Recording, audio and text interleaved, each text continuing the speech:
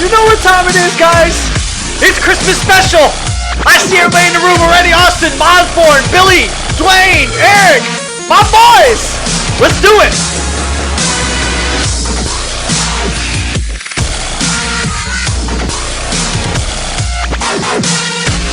Make sure you like it. Make sure you share it. Let's get everybody in the world watching what's going on here at Cardone's Race Car, because there is only one Monday Night Raw 239 Cardone, bringing you the best.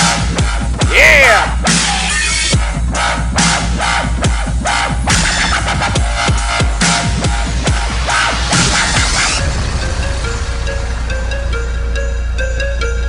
Just remember one thing. Nothing's normal in the 239. We bring it to you verb, sideways, whatever way, we doing it.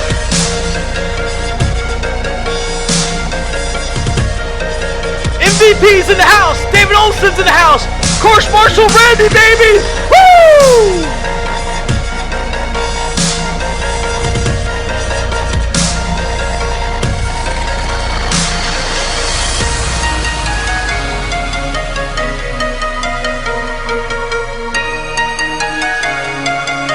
Our very own tech, Paul, I see you in the room.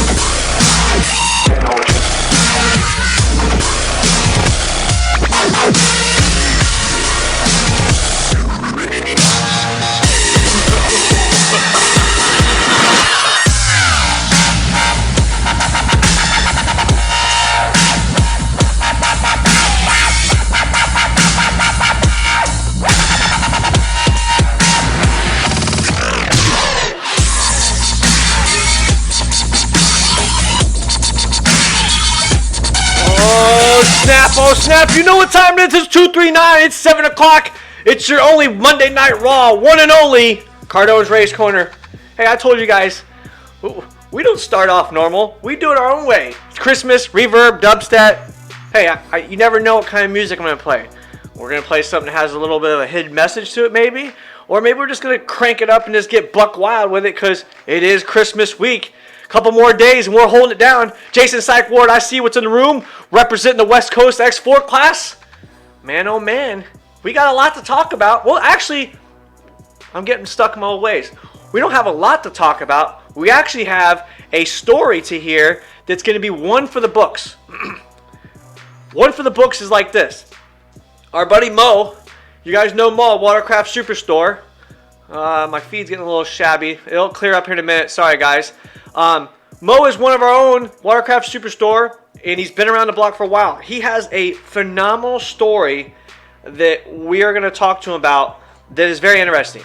Mo reached out to me a little while ago, maybe a month ago or something like that, but we had a lot going on already in the books, ready to go, and I didn't have an area to get him in just yet. So I told him, he told me a story, we sat down, we talked for a little while, and it was one of the stories that's very phenomenal that I was very glad to have on the show, because this one of the shows that's going to go forth that we have on top, well, it's going to be one of the stories that you're going to want to hear because it's deep. It goes to show you where the PWC the PWC world and the family and how it gets you to where it is. Some people, it's just not racing. You know what I'm saying? It's not always just about racing. Tattoo Rich Racing's in the house. I see you. It's about what PWC can do for others. After we have Mo on the show, we're going to bring on someone else that has a genuine story that will be one for the books you're going to want to hear. I have a lot of people reaching out to me, a lot of people messaging me, telling me, hey, check out this and do that. And I like it because Cardone's Race Corner is united with the Rec Ride world in both worlds. We got racing and we have Rec World. We're combining them. We're combining what racing does for everybody and what riding and jet ski and the water does for a lot of people.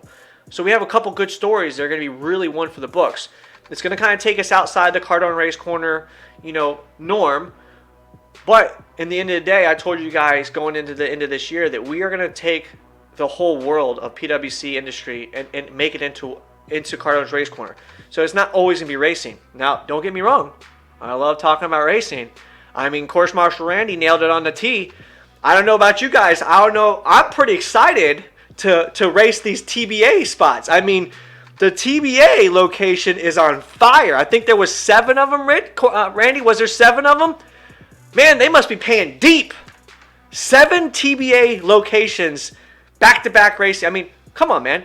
That's hitter, man. That's got to be big dollars right there to have that many races at the same location over and over again. I mean, fuck, dude.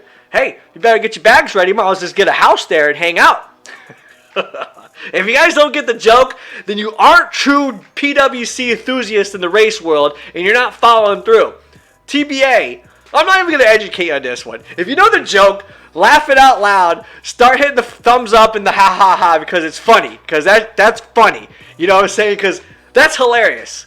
That's a jab. I'm sorry. But if you're gonna put out an announcement saying you got a schedule up, all right, cool, dates, great, we have dates, awesome. I got that date off, but do I need to take 4 days off, or am I gonna stay for a week? Am I gonna take just a Friday off, or am I gonna take just a Monday off? Because it all depends. TBA announced, are we gonna be 2 hours from home, or are we gonna be 26 hours from home? Come on, people. If you're gonna put up a freaking schedule, at least be logistically smart about it. I'm not bashing anybody, and I'm not getting shitty about it, but it's stupid. First, we take almost the whole year to get a schedule. Then we get one before the end of the year, which is great, awesome. But fucking TBAs, come on, man. That's stupid. Like, I get it. That TBA's stupid. It kills me. Renee Hill, yes, the annual Body Beach Christmas party was badass. I seen you guys' post. I'm glad you brought that up. I had that on my notes over here. I was going to talk about too. That was a great. You guys had a huge turnout. If you guys some more information, you can top that in the chat room. That'd be awesome. TBA, the Bradenton area, all in my backyard. There's no going to be no racing in the Bradenton area, Mike Osborne, and you're retired.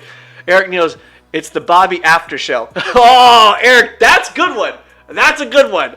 I don't know if we can mix that in with my show because that kind of. I mean, you know what? The Bobby After Show. I mean, we could. I mean, the Bobby After Show and the roast. I mean, I don't know if a lot of you guys. I know a lot of you guys are diehards for the show, and you stick through it through the whole show. I don't know how many of you guys stick for the end because there's always some kind of nice little, credits toward the end behind the scenes. So you're right. The After Show. It's a good one. Lascano brothers. Lascano, Sebastian, I see you in the room. My favorite Miami Jet Ski shop. You guys are stellar. You guys kick ass. Thanks for tuning in. So Australia, you guys had an awesome race, or not race. You guys had a phenomenal ride. Billy, you're in the room. Drop us some information. I seen your guys' video. You guys have some beautiful weather going on right now. You guys are just soaking it up, all the ride in, getting into racing and having all kinds of fun. PWC Doctors in the house. Billy Briggs, I know you're in there. You can drop a few. I know you're probably driving right now, but when you get a chance, just throw a couple words in there to let us know what's going on. I didn't get that much information on it because I was doing some other stuff, jotting down some information going into the night. So yeah. But the UMI Aqua Bike had a phenomenal race weekend. Bobby Tea Time, PWC Muscles in the house. The UMI Aqua Bike had a phenomenal race weekend. Crowned some new titles. There we go. I'm glad I said it. So, we're 40 deep in here. We've all talked about it. How many world titles are there? Come on. How many world titles are out there right now? And who do you believe is a true Billy. Dare call me out. Who believes is the true world championship crown? Now, this is what I have to say. I believe that Thailand World Cup, I believe that's a world title. I think that it should be considered a world title. Now, where do I feel like it places within the if it's a number 1 world title, or if it's a second world title, or it's a third? I would say Borges in the house. Gorgeous Borges in the room. Everybody, give him a round of applause. Gorgeous Borges finally showed up in the room. It's only been a year. I haven't heard from you, seen you in the room for a long time. You towing trucks, buddy? You in the snow? P1's in the room. Merry Christmas to you also. I believe Thailand is one of the top 3 for world crowns. Only because I think because the fact that it shows true international racers showing up. The Belgian Championship. All right, so we'll just do the Triple Crown. You got World Finals, you got Belgian, and you got Thailand.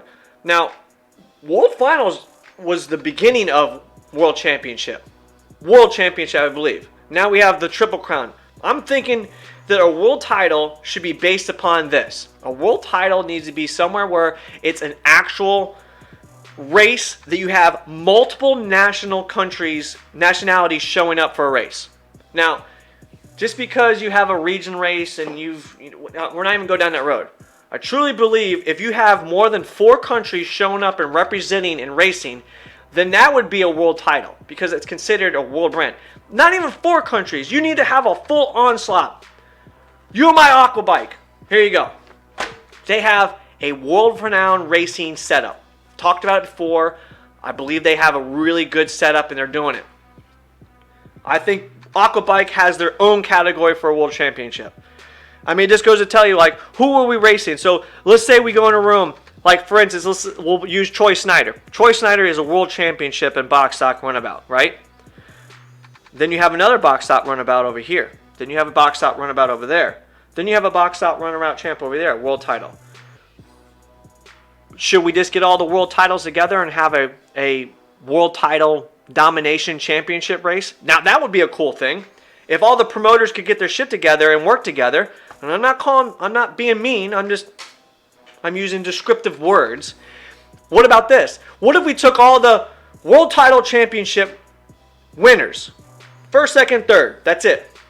Third. Whether it's the Aquabike, whether it's Thai, whether it's Belgium, whether it's Pro Watercross, whether it's IGSBA, whether it's Jet Jam, and whoever else adds the world title. Take all your first, second, third world championships and throw them into a hot week racing, and then get a true world championship. Now that would be pretty cool. That would be a qualifying for world championship title. That would be pretty cool. What are your thoughts? Let me know. So before we get Mo in here and get him on the phone, so I'll talk about UMI Aquabike. They had a phenomenal weekend. Some new titles got put out. You had your runabout GP, Jeremy Perez coming in first, Samuel Johansson, and Johan Johansson came in third. Ski GP, we already know the name. Kevin Redder coming in there and killing it. Kevin Redder went in there, did it. You had Ulrich Britenston and Axel Cortez. Ski ladies, Joanna Borgenstrom. Emma, couldn't pronounce the last name. I didn't want to mess it up, so I just said Emma. And then Jessica Calvin. And then your pro freestyle was Rashad Mahali, Sergey Cheskazov, and Roberto Mariani was your freestyle. Good racing. If you got a chance to watch it, I know there are times to watch it is just all over the place. You know what I'm saying? That's hard to watch them guys. But it's good to see them, and that's what they had going on. I try to follow them as much as possible. Don Dawson's out there killing it, making it easy for us. Let's see what we got here. Havasu, Richard Maley, you're right. Jack Phillips, that's spot. We need to have a championship of world champion race series. That would be as to watch. That would be Bailey. Bill Beers. Old school Havasu was the real deal. You're right. And listen, I'm not taking it away from Havasu. That's where it came from. You're right. Havasu was the beginning of the world championship because that was the epicenter of all the racing back in the heyday. You're right. And like Jeff said, it's far from it now. The top 3 from every sanctioned body and make a world finals out of that. I'm thinking that'd be badass. I really do believe that would be awesome. I think that would be one for the books. That would be a true, because think about it. Taking the top 3, first, second, third out of each class, out of each division or whoever, sanctioned by its racing. Now, for instance, so if you say sanctioned body, we really can't say to Thailand because they are IGSBA based. You could use the European IGSBA, which would be the Belgium and all of them. But what I'm thinking is this. Like Thai, the Thai Kings Cup. You got the Belgium. You got Havasu. You got Pro Watercross. You got Jet Jam. Like I already said all those names. If you take your top 3, at each of those, each class, first, second, third, champions. Boom, boom, boom. Pro runabout, box stock, GP, ski GP. And we're talking about amateur classes too. So the amateurs, like, let's talk about, like, it would be Sport GP, Sport Spec, Ski Light, those guys. If you get a title, bring those in, top 3, and get a week, a whole nother, like a true sanctioned body world championship free-for-all. That would be badass. And make it hard. Make it, like, real hard. Make it a real deal. 3 log jumps for the ski guys, crazy solemn. I mean, just make it put out where there's like freaking like an aqua bike course out there where they have almost 100 buoys out there. Now, and this is where we come. Well, who's gonna do all the work, and who's gonna pay to do this and do that? And I don't want to be the only person doing it. See, that's what I'm talking about. But if you build it, I guarantee you it'd be one of the biggest races we'd ever see. I guarantee it would be one of the baddest races you've ever seen because it's the best of the best out of each sanctioning of area. It would be the best racing we probably ever would see. Now, we'd only see a couple boats. Well, not really, because if you think about it like this, let's say Sport GP. If we had 3 in the United States from Havasu, we had 3 coming from Jet Jam, we had 3 coming from Pro Watercross, we have 3 coming from King's Cup, and we have 3 coming from European. That's 12 boats right there. That would be pretty badass. That would be a really badass race. That would be a freaking awesome. That would be an awesome thing. Sounds like the World Finals at 80s and 90s. Anyway, so we'll leave that with a good note. So what I'm gonna do is we're gonna get Mo on the phone. We're a little late on it, but hey, I was on a good moment and we were talking about it. So let that one sink for a limit. We're going to bring that back up again. And I want you guys to comment in there, check it out, and we'll come back. So after Mo, don't come off. We still got some more to talk about. We got some information about some shirts that we're going to be doing for the show and some other things. So give me a few minutes. I'll be right back. You know the routine.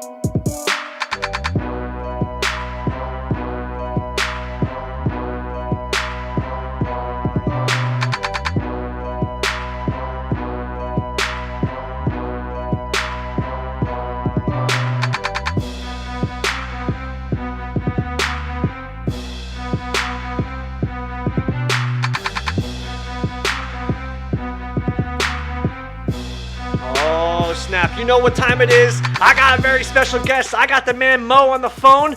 Now, before I get into this story, let me give you guys a little heads up. This is what the routine is. This is going to be one for the books for Cardone's Race Corner. This is going to be one you're not going to miss. This is a heartfelt, true deal. This is his life. This is where it came from, and this is what it's about. So you're truly going to hear emotions, and you're going to hear the real deal of a true, genuine racer that got him to where he is today. Mo, you on the phone, buddy? Yeah, man. Oh, snap. My man's on the phone. I wanted to say, first off, thanks for coming on Cardone's Race Corner. I appreciate the time, Oh, man. It's a pleasure. Hey. It's a pleasure. Hey, pleasure's mine. All my guests are pleasure. And when we talked about this, Mo, we've talked a couple of times. Actually, we put face to face to names for the first time over there in Fort Lauderdale last year when I was helping out with P1. So we really got our names together and figured out who we were and didn't realize that the guy that... one of my sponsors, Watercraft Superstore, you're the guy behind the scene helping me sometimes. Yeah, I don't tell people what I work and stuff like that. I try to keep everything secret, You don't want nobody bugging you about too. stuff. They don't want to know. Yeah.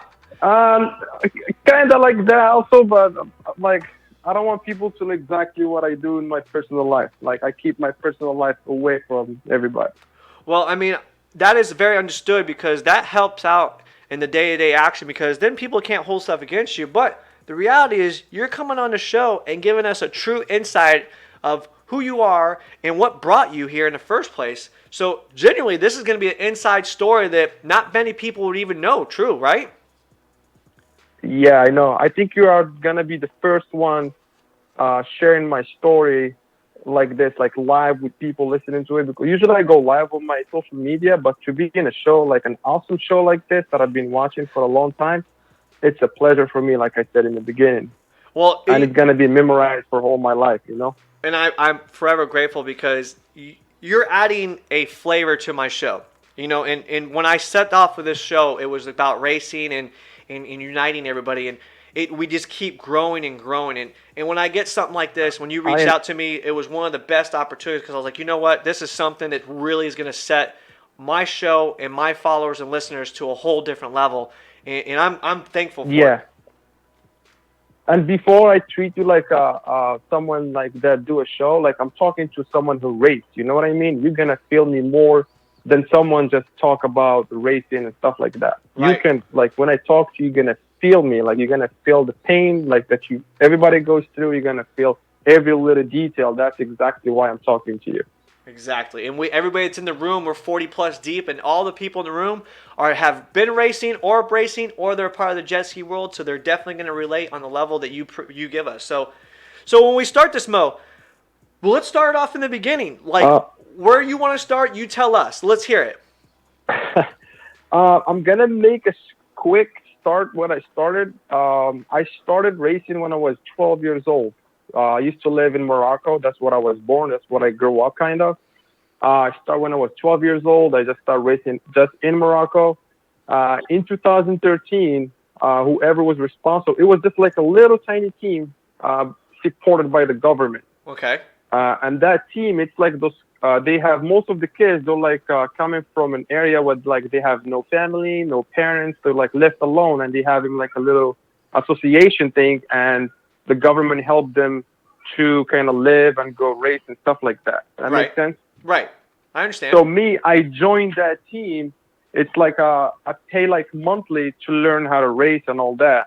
And after like not even 6 months, the president of the team, he said, "You're getting better and better. We want you with us on the team. You're gonna start racing with us." And it started from there. Right. I don't want to talk too much about how they start all that. It's really bad if I talk about it because some really sketchy stuff happened. Right. Because they kind of use those kids, like they were like 9, 10 years old kids that they have no family. They use them to tell the government, "Oh, look what we have. We need this. We need support." And they use that support just for themselves, not for those kids. Like, I don't want to go too deep on that. Right. Because that's exactly what happened to me, how I end up in the United States. So I'm just going to make it quick. Started racing. My first professional race was in 2013 in Europe. They took me just to watch. It was like, "Yeah, just come with us so you can have some experience and all that." For some reason, we had an extra ski. Right. And whoever responsible told me, "Hey, why don't you just start? Go race and see what you can do. Right. Get some experience." I got on the starting line. I got a whole shot. I finished first. That was the junior with, I don't know, guys, if you guys remember Chris Wilkinson is the mechanic of Kevin Ritter right now. Yep. Okay. Louis Goodchild, it's Goodchild's son, the one who's the security guy at the P1 Aquex, is Lisa's husband. That's how they know me from back then. Okay. All right. So that's how I started my career. Like, I started racing in Europe. I won European Championship. So that was in 2003, 2004. The team created like the federation. The federation is like in control. Like, it's like soccer. Soccer has federation. Right. They have a bunch of teams all over the states. So that's what they created. Based on my titles, they got the federation. They got sponsors. They got whatever they want. The government helped them 100%. They got the biggest sponsors out there in the country. But the mistake that they did in there is they focused more on money, getting money, and not focusing on someone has a passion, someone loves jet ski, and someone who's willing to do whatever it takes to win. So they just went on the opposite. They focused on money, getting money, and just they left me alone in there doing nothing, not even training, like not even nothing, no even support. Right. You guys can hear me okay, right? Just to make sure. Yeah, we hear you good, loud and clear, brother. Okay, cool. So from there, like until 2006, 2007, like I won a couple of titles, like the Moroccan Championship, the King Cup. We used to have a King Cup, like, and also European, French champion. I used to race against Poirier family. Like I used to be in the podium with Poirier's family. Oh, Poirier's family, they big all name. know me. That Diaz family. Yeah, I used to race against Kevin Ritter. He Like just all he these people and know he me. I just was with the and he podium just with Kevin. and he just won a title too. So you raced with the big dogs as a I know kid. because they were in good hands, so they have the best support. Right. I was not in good hands, so I was in bad hands. And even I used to go race with not even training, and I end up with the three first guys in the podium. Like my last race with Kevin Ritter was in Netherlands. I finished third. He finished first. It was a crazy race. Like I used to be with these guys that you guys see right now in the podium. Right. So in 2007, 2008, everything crashed. I decided to immigrate to Europe. So I went to Europe looking for better opportunity. To be honest, nobody helped. The only person who helped me is Mikhail Poirier. It's the Poirier family. I work with him in the construction. He at least offered help, but in the jet ski business, nobody literally offered me the help. Right. So I end up in the United States. I'm not gonna go again deep how I end up in the United States because someone just kind of lied to me, Right. told me I have a job for you here, blah blah blah blah blah blah. And I came here, I end up on the street. I have nobody. Dang, man. That's exactly. You know, you go to a country. It's like I'll take you, Bobby, to China, and I throw you there. And I tell you, hey, See you, buddy. do something. Right. You know. Holy You crap. know what I mean? That's hard, dude. Like it's a new language, new people, new culture. Like everything is new for me, you know. And of course, I'm gonna get played by people. I'm gonna get it was crazy. I was young. I was like 19 or 18 years old. So after that, I work in a restaurant as a dishwasher, and I clean in restroom. I'm a man. Like a job is a job. It Right. doesn't matter. Right. Getting it done. That's all that matters. I've been fighting since 2008, man. Since 2008, I've been fighting. I contacted whoever you think of. I'm not gonna bring names here to make people, you know. I'm not gonna bring who I contacted, but probably there is some people watching it that I contacted them looking for a job, looking for help or support or anything to get back to racing. Right. Like I was with Stephen Doliak. If you guys know Stephen Doliak, I was with him on the team training. I was with Evan Hirst, the guy from Europe that used to be director in Europe. I used to race. I used to be with Laurent Boucher, the old mechanic of Nicolas Rios. I trained with him. I used to be with the same team as Dustin Farding in 2007. Like all these people knows who I am. Right. When I was in Europe racing. Right. Anyway, so when I end up in the United States, like I mentioned to you, I've done wherever it takes to come back to racing. And finally, since 2008 and 2018, I made my way and I started like digging a little bit more. And I realized that if you don't invest from your pocket, nobody will offer you the help. Like nobody will even look at you. You have to invest 100% from your pocket and show the people who you are. And then maybe someone will be like, oh, wow, this guy has some skill. Right. Right. So finally, in the beginning of 2019, my first race, it was the one where I met you in Orlando when, what's his name, passed away. Yes, Sean Compton, correct. Correct. That was my first race. It was just for me to, like, kind of see what I am. Right. It was a pretty good race. I didn't finish in the podium because I didn't race my skis. So my real professional race in the United States since 2008, it was at the P1 Aquex in Daytona. I finished second on the stand-up, but literally on the runabout, it was my first time racing runabout in my life, and that was my first race racing runabout. It was kind of taking some experience. My ski broke because of a wave hit the ski, broke it. So then I started all professional racing. I did podium with the P1 Aquex. I raced a bunch of pro watercraft racing. I did a lot of podiums. So I've been everywhere. Whatever race I go, I finish with the three. Most of them I finished with three first people. Right, the top three. For me, if I even finish last, for me it's an honor. It's a win. Why? Because what I made it through, I'm there racing with people that have been racing for years or sponsored by the biggest team out there or supported by the biggest team out there. And I'm there with them, giving them a hard time to win. Right. For me, that's a pleasure. It doesn't matter if I finish first or last. It don't matter. Right. It's all from my hard work, from my pocket, from my sweat, from my not sleep. It's all from me. So I got to meet a lot of people, great people like you, and a lot of people there. So a lot of people see me there, be like, "Oh, look at this guy from Morocco is racing, blah blah blah." But they don't know The true story what I behind came it. from, what I've been through. Because man, I slept on the street. I had no food. Like I used to sleep. I used to sleep in the snow, man. Like I had like not even clothes to wear. Right. To be honest, like I used to be with a t-shirt and shorts in the snow back in Pennsylvania. That's what I used to live Right. Right. with no even no clothes on, man. And that didn't hurt me. I always say, I'm a man. I'll take care of it.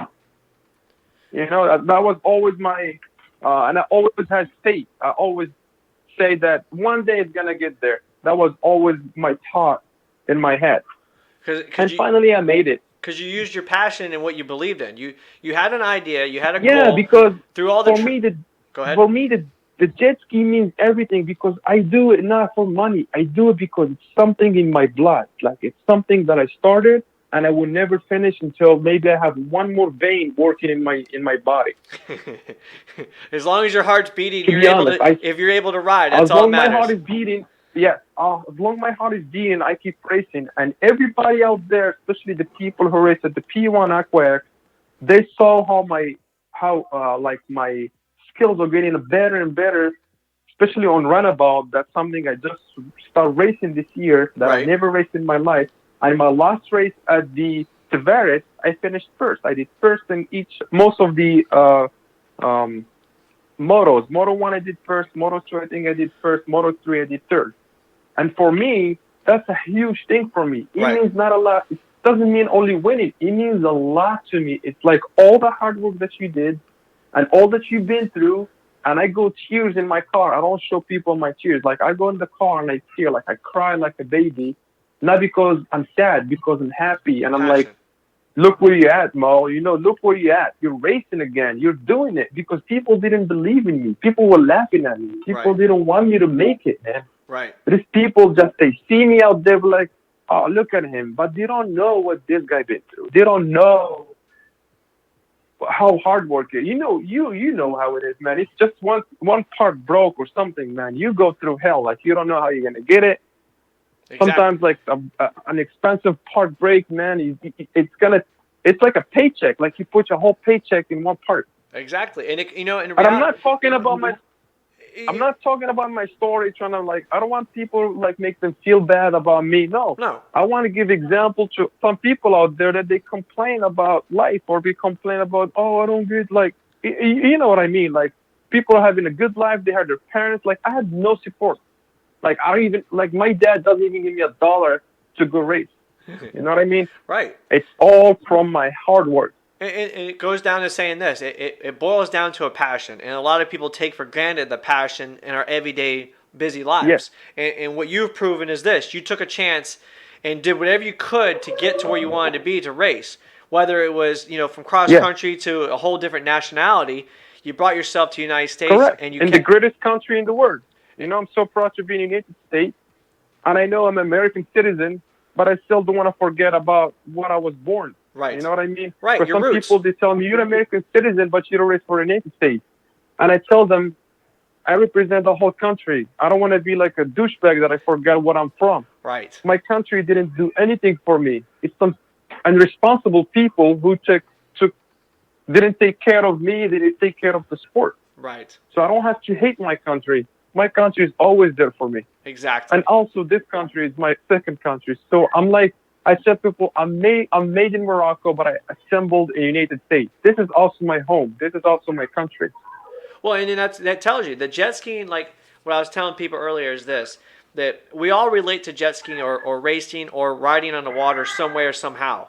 And you related it to Yeah, giving you a new life and a new opportunity. It was your core to keep you moving when you had plenty of time to say, "Eff it, I give up, I'm done." You had nowhere to stay, you had no friends, you had yeah, no family, you had no opportunities. But as you said, you're a man's man, and you dug down deep and you correct. made sure you got through it, and that shows passion.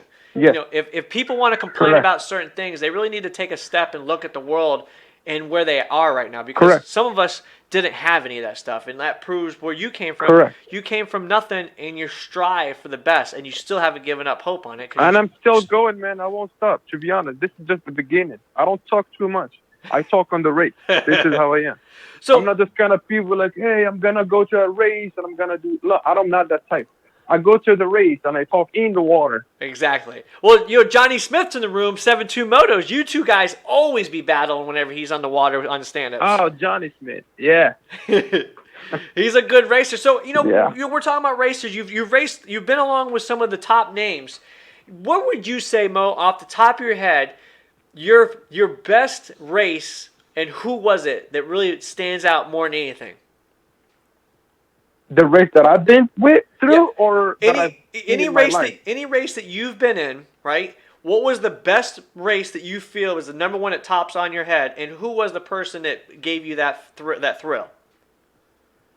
Who was your All right, competitor?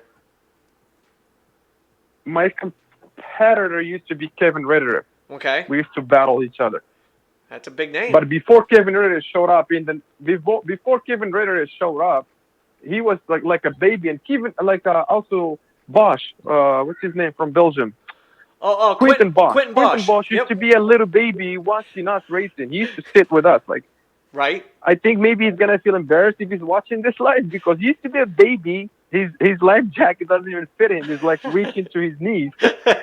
He was like watching us racing as a pro because he used to race stock, and stock class is the hardest class because you don't have.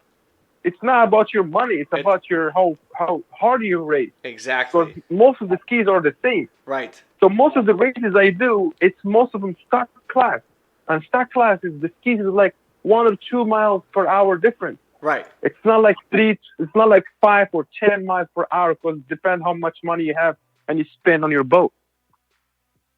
So again, let's go back to your question. My best race that I will never forget is my first race racing in Europe.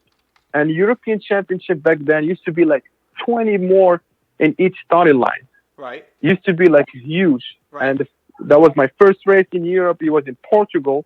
And people didn't even know what Morocco is and where is Morocco at or how Morocco looks like or if Morocco is part of Africa or what language they speak. They used to, and so after that race, it was like like everybody was just talking about the Moroccan guy.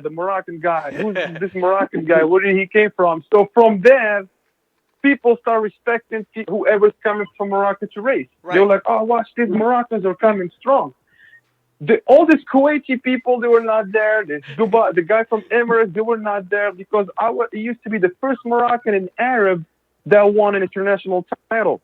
Wow. At 13 years old. There was nobody there did it. And maybe the African, except, what's his name, Dawson Mazuris, because he's from South Africa. South Africa, yep. Yeah, correct. I'm not going to deny that. He was the first. He also wins some stuff. But for me, as a kid, I was the first Moroccan, Arabic, and African who won the international title. And I raised my flag as a 13 years old. Heck yeah. So that was the best race. That would be the most memorable. That would be right there in itself. I would never forget that. I wouldn't. I still have the wetsuit that I raced with in that race. I still have it until today. Did you wash it, Mo? Tell me you washed it. All right. It's pristine clean though, right? I used to ski when I was a kid, but I stopped doing that. Oh, Mo, that's I mean, if anybody can relate to racing, that would be the number one memorable moment you could ever have. You get to raise your flag. You're the first Morocco of your country to win a title, and then you get to talk. And everybody heard about you. I mean, that's awesome right there. I have to say that is one of the best highlight moments I've had on the show for a good moment. Yeah, but the sad part about it, if I was in a different hand and I did that, I'll probably be like huge on the jet ski. Like other people, they're gonna see different. They're responsible. Be like, oh, this guy he's a talented guy. Let's take care of him. But those people out there, they did the opposite. They dragged me down, and they just used my pictures and my name and my title to get whatever they want. Right. What was it? Opportunists. They were opportunists on your behalf. Correct. I understand things happen for a reason, but I still get sad when that happened. Like I was kind of they used me to get whatever they want. And look at them now. They don't even have a ski. Like they don't even have a buoy to organize a race.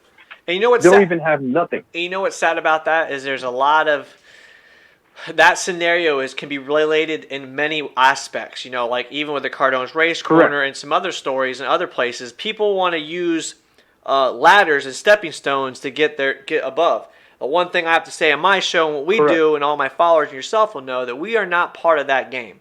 You know, we are genuine people like yourself that are genuinely out there to do what they do best and what we enjoy, and that's passion for the sport.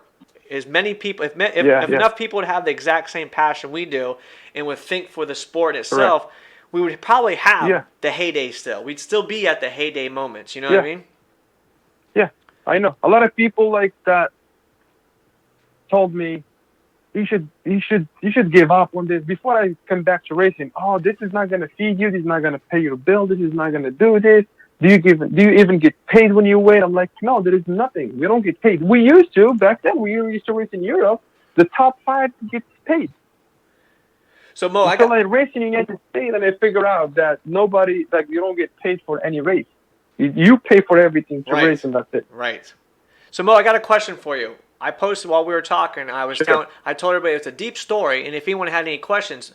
So we have Billy. He asked a question. He goes, "What was the thing that clicked in your head and said I have to finish and do this?" And did he ever think about giving up? All right. The first thing that clicks in my head is I want to show these people out there who's Mo. These people who let me down, and the people who throw me on the street, the people who didn't believe in me. All these things used to be my energy. This is what pushed me up, and this is what motivates me. I got It's you. all the negative stuff. I use it to motivate myself, not to go down or feel sad or cry about it. Right. Because a lot of people, and I know each one of them. That's the best thing, that you know your enemy, and you rub in your face, be like, hey, this is Mo. Look what I did. Yep. And they ever hate you more about it. Oh, yeah. I know that feeling 100%. And you know them. I know that feeling 100%. And the first one sees my stories when I share stories on my social media, like Instagram and Facebook. The first one who sees my stories is them, but they never like my post.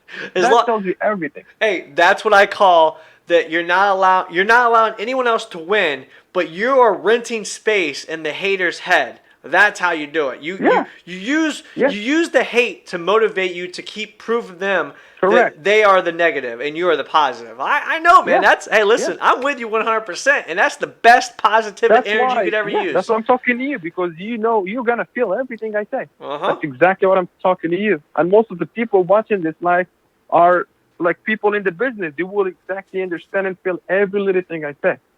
Because I know all your live show. And the people that comment and watch your show, they're knowledgeable about the jet ski business and the races and everything. I know we have old school people, we have new school people, we have new people from the rec world. I mean, everybody's getting a good idea of what everything is going into it. You know, like WMY, PWC owners. Go ahead. Trust me, Bobby. Like in the beginning 2019, I emailed a bunch of people, not asking them for money, just asking for support, like to give me like a part. Right. Or give me a graphic for free, give me whatever I can. Any little help counts. Like every $10 will help. Exactly. We'll buy you a sandwich from Publix or something, you know? This is how most of them don't reply. Go ahead, most of them say, oh, sorry, we can't do that. We don't, like, some people say, we don't even know who you are. Even if I send a nice resume or I send a nice email, like telling them a little bit of my story, and I'm sure most of them doesn't even read it. Maybe some they read it, but like, oh, it's all right. We don't care about you. And they go hunt for the people who's already out there that like everybody knows them. They need to focus a little bit on the people who are starting right now, and they're doing good. They should focus on them because they're doing all this with no support. Imagine if you give them support, what are they gonna do? Right. Well, and that's those people out there famous. They have all the support and they still screw up. So give a little bit of support to these people who's fighting for it and they're doing a good job. Just give them a little bit and see what they're gonna do. Just for 1 year, just give them a try. And I have to read on that point because like Watercraft Superstore, they're one of the first people to sponsor me in 239 Race Boat, and I don't ask for much, but they give me what I need for racing. And there's a lot of people that have supported me that are still supporting me. That they're not giving me all big dollars, and they're not doing this, and they're not doing that. But what they do give me is a little bit just to keep me on the road. if I don't have to worry about this Correct, one part because they'll take care of it, that's an extra $100 in my gas tank to get me to a race. If I don't have to worry about this aspect, that's one extra dollar for entry fees. You know, a lot of people don't understand the grass that it's not the big dollars. You know, it's the little guys that appreciate the little things. You know, if someone gives me a shirt, you already know I'm representing it. You know what I'm saying? Because that is what you're supposed to do. And let me tell you something. I just wanted to give a big shout out here, of course, for Watercraft Superstore, and a huge thanks to Jet Tribe, my main sponsor. These people believed in me before even I raced. Yep, two good names. Jet Tribe teams out there, to be honest, these people, man, they believed in me. They heard me out. When I told them my story face to face, they had goosebumps because they felt me. Right. Because I'm sure you guys know Tony. He's the owner. Yep. He also been through the same thing. He came from nothing, and look at him now. He's doing great. Why? Because it's a person who has a good heart. He knows. Exactly. And they believed in me. They supported me. Before I even bought the skis, they supported me, and they've been out there for me, and they're still going now. Exactly. I just want to give them a huge shout out.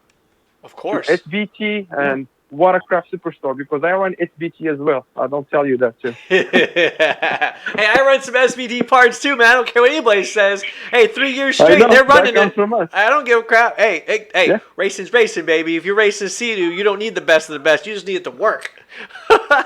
Correct. Yeah. Well, Mo, doesn't matter what people say, but you know. Mo, I really appreciate you coming on the show and giving me your story, dude. It really gives a good detail. Oh yeah, I appreciate you. I appreciate all these people that are watching, commenting, and like listening to whatever I said. It doesn't matter if they're interested or not. I still want to thank them for being out there for me, and also always for you out there. And I wish you all the best. And God bless your little baby. I know you. Most of the people know you got a little baby out there. Yes, sir. Thank you. Well, I mean, is he gonna be 239 ball too? Listen, he's a spitting image of me, and he's got my attitude. I think he might even be better than me. I might just have to say screw it and just teach him everything I know, and then maybe he'll beat me, everybody, and everyone else. Well, I think next time just duct tape him with you on the ski. When he gets a little bit older, he's definitely gonna be rocking it out with me for sure. Yeah, man, it's a great show, man. I really appreciate it. Like a lot of people don't even care to do something like that, and people with good heart, they will do whatever it takes to help other people, and that's exactly what you did. Like you put me out there to a lot of people who doesn't know who I am. They just know this guy from Morocco comes to race with us, blah blah blah, and that's it.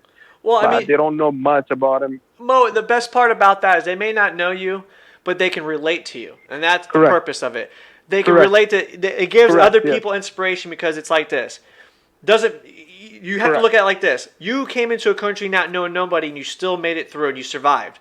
People that are in the country are at a point where they want to give up. They should look at the story and say, you know what? If that man can do it, I can do it. And that's the purpose of your stories, because it shows everybody that not always the down is going to beat you. You can always rise from the trenches. You may take some lickings, you may take some beatings, you may take some bashing down, but you just have to muscle through it, because the prize is definitely at the end of the tunnel, and you just have to get to it. Correct. I agree, man. I agree. Well, Mo, thank you for coming on the show, man. I truly appreciate coming on here, telling me your story. It's been an honor and pleasure. Everybody on the show truly appreciates it. My honor is mine, man. I appreciate it. Thank you so much. I hope you have a kick-ass holiday and a New Year's, and I'll be talking to you in 2020. We're going to be having some fun next year, making some things happen, all right? Oh, yeah, for sure. If you need anything, let me know, man. For sure, buddy. Thanks, Mo. I'll holler at you again next time. You know, no problem. See ya. Appreciate it, man. Take care. Oh, man, that was a good story.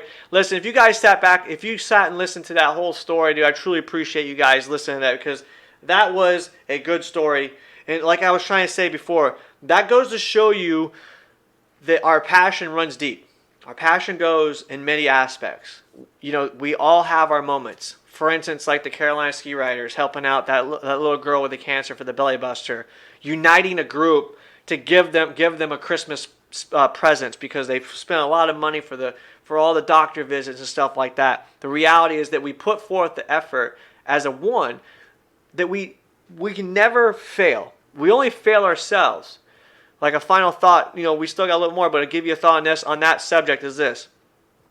You know, You only fail yourself when you allow yourself to fall to the terms of what everyone keeps telling you. If you put aside everybody's thoughts, opinions, negativity, and you focus on what you want to see, and you focus on your prize, and you put forth the 100% effort, and we're not just talking the effort outside, the effort within.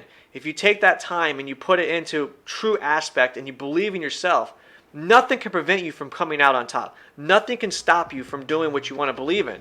The reality is you are the strength and the power behind it. You hold the keys. You hold the tools. You hold the steering wheel and the handlebars. You are the driver and you are the executor. You can either hang yourself or you can rise to the top. Those are the opportunities that you have. Only people that control that is you and you alone. Not anyone that gives you handouts, not anyone that holds your hand, not anyone that's pushing behind you. The only people that are going to move forward is yourself and your motivation. The haters are going to supply you with the motivation. We all know Cardone's Race Corner has plenty of that, and we strive every day to be on top. The only reason we strive every day is because we have the support of those behind the views and watching countless Monday nights. You guys know the routine. Now that's my thought for that. I hope you guys understand that was a good one. So, going into our following up next few weeks left in the year, we've got a lot of stuff that we can talk about. We got a lot of stuff on the burner ready to go. I got an early Christmas present. I'm pretty happy. Girlfriend kicked ass for me. I got a plotter. So, we're going to have some cool stuff being made. On top, the shirts have been delivered. Or not delivered, they've been shipped. I got 150 shirts ordered, being sent out. They're on their way. We're probably going to see them before the New Year's. Better get ready, buddy.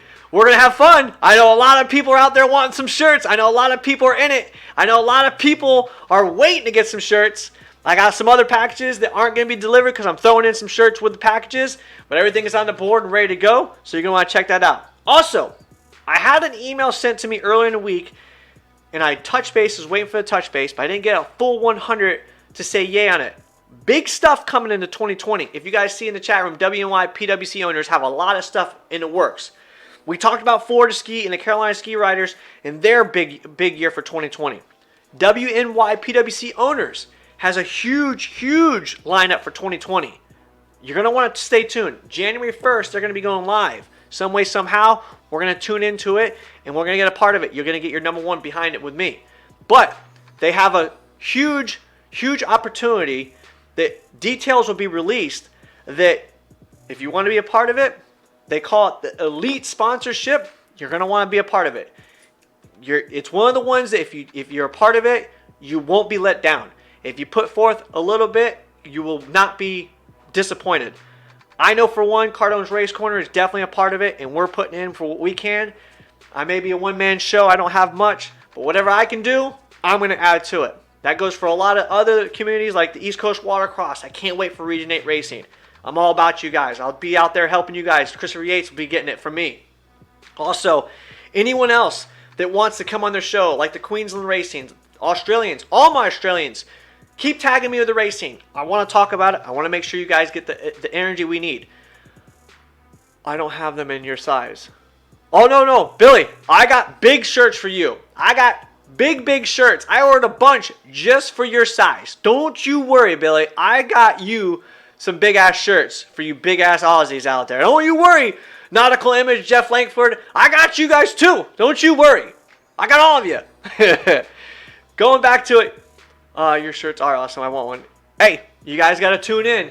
At any time during the show, whether it's the end of the show or the beginning of the show, as long as you guys are watching. And yes, if you could like it, tag it, and share it, I'd appreciate it. Not only would I, but the sponsors. Miami Jet Ski, PWC Muscle, Pro Rider Magazine, Moto Option, Roz Products, C-Note Vodka, all of us. We would appreciate it. And I'm not trying to reach out for hand-me-outs, but I want everybody to get out there and have fun. I want everybody to know. PWC Doctor, I want them to know. I want my people to know that we're loved. So, going into it, tune in next Monday. I hope you guys have a kick-ass Christmas. I hope you guys get all the presents you want underneath the tree. I hope you get the special present in the box, too. Daryl, I know you like the present in the box. You probably got a couple of them in there for you. But, guys, tune in next week. I'm going to get another special guest on. We're going to have another good true story. Now, I know we're a little off base with some of the racing. We have some good racing going on. We will talk about racing. We'll do it.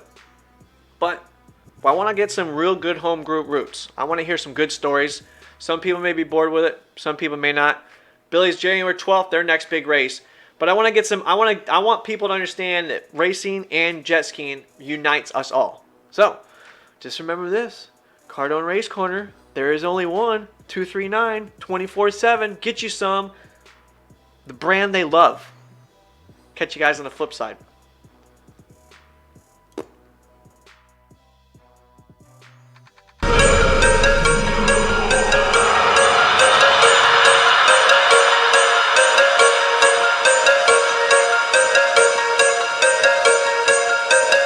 Just like I told you guys, 239 Monday Night Raw. There is only one.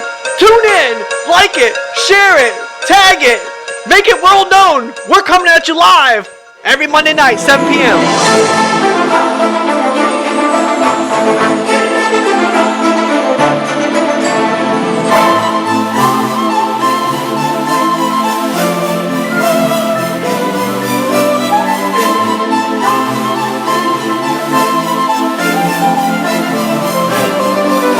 You better be checking out when we get those shirts in. I'm doing a flash, 10 shirts to give away the moment they get delivered. Make sure you turn your notifications on for the 239 Raceboat page. You never know when I'm going to announce I have the shirts. Get you some. Don't want to miss out.